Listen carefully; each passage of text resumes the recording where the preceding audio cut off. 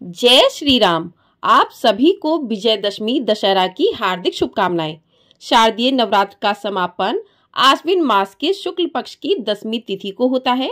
इस शुभ अवसर पर विजयदशमी एवं दशहरा मनाया जाता है। शारदीय नवरात्र आश्विन मास के शुक्ल पक्ष की प्रतिपदा तिथि से लेकर 9वीं तिथि तक मनाया जाता है। इन 9 दिनों में ममतामयी माँ दुर्गा और उनके 9 रूपों की पूजा की जाती है। साथ ही उनके निमित्त नवरात्र का व्रत रखा जाता है। इस व्रत को रखने से साधक की हर मनोकामना पूरी होती है। उसके बाद 10वीं तिथि पर दशहरा मनाया जाता है। आइए आज की वीडियो में हम सुनेंगे कि दशहरा क्यों मनाया जाता है, इसकी पावन कथाएं। तो आप सभी लोग हमारे साथ जुड़े रहिएगा और वीडियो को पूरा जरूर देखिए। कहते हैं कि इस दिन माँ कात्यायनी दुर्गा ने देवताओं के अनुरोध पर महिषासुर का वध किया था। तब इसी दिन विजय उत्सव मनाया गया है। इसी के कारण इसे विजयदशमी कहा जाने लगा। विजया माता एक नाम है। यह पर्व प्रभु श्री राम के काल में भी मनाया जाता था और श्री कृष्ण के काल में भी मनाया जाता था। माता द्वारा महिषासुर का वध करने के बाद से ही असत्य पर सत्य की जीत का पर्व विजयदशमी मनाया जाने लगा। और वाल्मीकि रामायण के अनुसार भगवान राम ने शैवमुख पर्वत पर आश्विन प्रतिपदा से 9वीं तक आदिशक्ति की उपासना की थी। इसके बाद भगवान श्री राम इसी दिन किष्किंधा से लंका के लिए रवाना हुए थे। यह भी कहा जाता है कि रावण वध के कारण दशहरा मनाया जाता है। दशमी को श्री राम ने रावण का वध किया था। श्री राम ने रावण का वध करने के पूर्व नीलकंठ को देखा था। इसलिए दशहरा के दिन नीलकंठ को देखना बहुत ही शुभ माना जाता है। नीलकंठ को शिव जी का रूप माना जाता है। रावण का वध करने के बाद से ही यह पर्व बुराई पर अच्छाई की जीत की खुशी में मनाया जाता है। बोलिए जय श्री राम। माना जाता है कि दशहरे के दिन कुबेर ने राजा रघु को स्वर्ण मुद्रा देते हुए शमी की पत्तियों को सोने का बना दिया था। तभी से शमी को सोना देने वाला पेड़ माना जाता है। यह भी कहा जाता है कि एक ब्राह्मण ने एक राजा से दक्षिणा में 1 लाख स्वर्ण मुद्राएं मांग ली थीं। जो चिंतित राजा ने 1 दिन की मोहलत मांगी। राजा को सपने में भगवान ने दर्शन देकर कहा कि शमी के पत्ते लेकर आओ, मैं उसे स्वर्ण मुद्रा में बदल दूंगा। यह सपना देखते ही राजा की नींद खुल गई। उसने उठकर शमी के पत्ते लाने के लिए अपने सेवकों को साथ लिया और सुबह तक शमी के पत्ते एकत्रित कर लिए। तभी चमत्कार हुआ और सभी शमी के पत्ते स्वर्ण में बदल गए। तभी से इस दिन शमी की पूजा का प्रचलन भी प्रारंभ हो गया। तो कहते हैं कि दशहरा के दिन शमी के वृक्ष की पूजा करना बहुत ही शुभ माना जाता है, बहुत ही फलदायी होता है। तो जो भी भक्त दशहरा के दिन शमी के वृक्ष का पूजन करते हैं उन्हें विशेष पुण्य की प्राप्ति होती है। तो इस प्रकार से दशहरे के दिन नीलकंठ को देखना, शमी के वृक्ष की पूजा करना बहुत ही शुभ माना जाता है। तो साल 2024 में दशहरे का पर्व 12 अक्टूबर दिन शनिवार को मनाया जा रहा है और इसी दिन रावण भी फूंका जाएगा और इसी दिन दशहरे की पूजा भी की जाएगी। तो जो भी भक्त दशहरे की पूजा करते हैं उन्हें दशहरे की कथा को भी अवश्य सुनना चाहिए। तो आइए कथा सुनते हैं।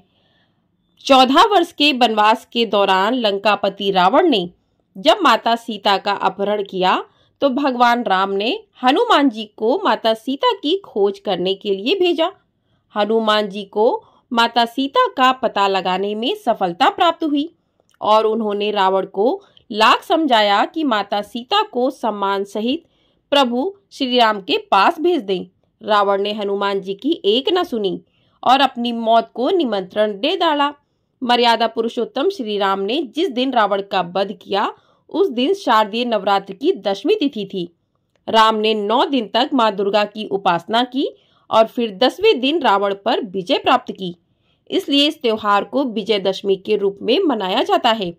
रावण के बुरे कर्मों पर श्री राम जी की अच्छाइयों की जीत हुई, इसलिए इसे बुराई पर अच्छाई की जीत के त्योहार के रूप में भी मनाते हैं। इस दिन रावण के साथ उसके पुत्र मेघनाथ और उसके भाई कुंभकर्ण के पुतले को भी फूंका जाता है। तो इस प्रकार से दशहरे के दिन बुराई पर अच्छाई की जीत का त्योहार भी माना जाता है। बोलिए जय श्री राम। आइए अब सुनते हैं दूसरी पौराणिक कथा। जुए में जब अपना पूरा राजपाट हार जाने के बाद पांडवों को 12 साल का वनवास और 1 साल का अज्ञातवास दे दिया गया था। कहा जाता है कि अज्ञातवास में अपनी पहचान छिपाने के लिए पांडवों ने शमी के पेड़ की जड़ों में अपने शस्त्र छिपा दिए थे और भेष बदलकर राजा विराट के पास पहुंच गए थे। उसी दौरान कौरवों ने राजा विराट के राज्य पर हमला कर दिया और इसी बीच पांडवों ने अपने शस्त्र फिर से निकाल लिए। विजयदशमी के दिन ही पांडवों ने कौरवों पर विजय हासिल की थी। पांडव कौरवों पर विजय पाने के पीछे शमी की महत्वपूर्ण भूमिका मानते हैं। यही वजह है कि दशहरे के दिन शमी की पूजा भी की जाती है। तो इस प्रकार से पांडवों ने अज्ञातवास के दौरान अपने शस्त्रों को शमी के नीचे छुपाकर उन शस्त्रों में उतनी ताकत आ गई कि वो उस दिन उस युद्ध में विजय प्राप्त कर सके। आइए अब सुनते हैं तीसरी पौराणिक कथा। दशहरे से संबंधित एक ऐसी कहानी भी है जिसका किसी लड़ाई से कोई लेना देना नहीं है। यह कहानी एक युवा ब्राह्मण कौत्सा की है जो अपने गुरु ऋषि वारांतंतु से गुरु दक्षिणा के लिए लगातार आग्रह करता था। उसके गुरु ने उससे 1400 लाख सोने के सिक्के मांगे, गुरु दक्षिणा में मांगे थे। कौत्सा ने गुरु दक्षिणा के लिए राजा रघु से मदद मांगी, लेकिन तब तक राजा रघु अपना सारा खजाना दान में खत्म कर चुके थे। खुद मदद ना कर पाने पर राजा रघु ने धन के देवता कुबेर से मदद मांगी और कुबेर ने उनकी मदद करते हुए वृक्ष के आसपास सोने के सिक्कों की बारिश करवा दी। इस पूरे धन को राजा रघु ने कौत्सा को दे दिया और कौत्सा ने पूरा खजाना गुरु के चरणों में अर्पित कर दिया। गुरु ने जितनी दक्षिणा मांगी थी उतनी ही अपने पास रखी और बाकी का धन लौटा दिया। उसके बाद बचा हुआ धन अयोध्या की जनता में बांट दिया गया। यही वजह है कि आज भी दशहरे के दिन आपाती वृक्ष के पत्ते बांटे जाते हैं। इस प्रकार से भी दशहरा का महत्व और अधिक बढ़ जाता है। आइए अब सुनते हैं अगली पौराणिक कथा। सती माता की मौत के बाद शंकर भगवान बहुत ज्यादा क्रोधित थे। अगले जन्म में जब भोलेनाथ से माता पार्वती ने शादी कर ली तब शंकर भगवान राजा दक्ष से आंखें नहीं मिलाते थे। उस वक्त भगवान विष्णु ने भोलेनाथ से आग्रह किया कि वो दक्ष को माफ कर दें। उसके बाद से ही माता पार्वती अपने पुत्रों कार्तिकेय, गणेश और 2 सहेलियों जया और विजया के साथ अपने माता पिता के घर जाने लगी और तभी से माँ के इस प्रवास को दुर्गोत्सव के रूप में मनाया जाता है। क्योंकि दशहरा को दुर्गा उत्सव के नाम से भी जाना जाता है, तो इसलिए इस दिन दुर्गोत्सव भी मनाया जाता है। तो इस प्रकार से दशहरा की कथाएं पूर्ण होती हैं। दशहरा भारत का एक प्रमुख त्योहार है जो बुराई पर अच्छाई की विजय का प्रतीक है। इस दिन भगवान राम ने रावण का वध कर धर्म और न्याय की स्थापना की थी। इसे विजयदशमी भी कहते हैं, जो शक्ति, साहस और सत्य के प्रतीक देवी दुर्गा की महिषासुर पर विजय से भी जुड़ा हुआ है। दशहरे पर रावण, मेघनाथ और कुंभकर्ण के पुतले जलाए जाते हैं जो बुराई के अंत का प्रतीक है। यह त्योहार हमें जीवन में सत्य, धर्म और आत्म संयम का पालन करने की प्रेरणा भी देता है। आज देश भर में धूमधाम से दशहरा मनाया जा रहा है।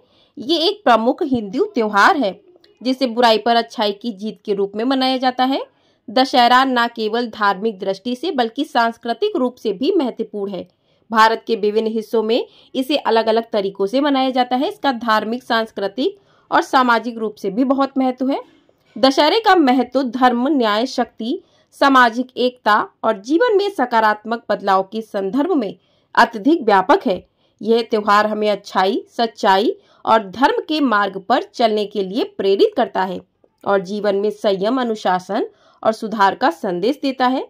विभिन्न पर्वों को लेकर कुछ कहानियां प्रचलित होती हैं जिनके माध्यम से अच्छाई और बुराई, धर्म और अधर्म, सत्य और असत्य के बीच अंतर बताया जाता है। तो इस प्रकार से दशहरे का पर्व हमारे हिंदू धर्म में बहुत ही महत्वपूर्ण माना जाता है।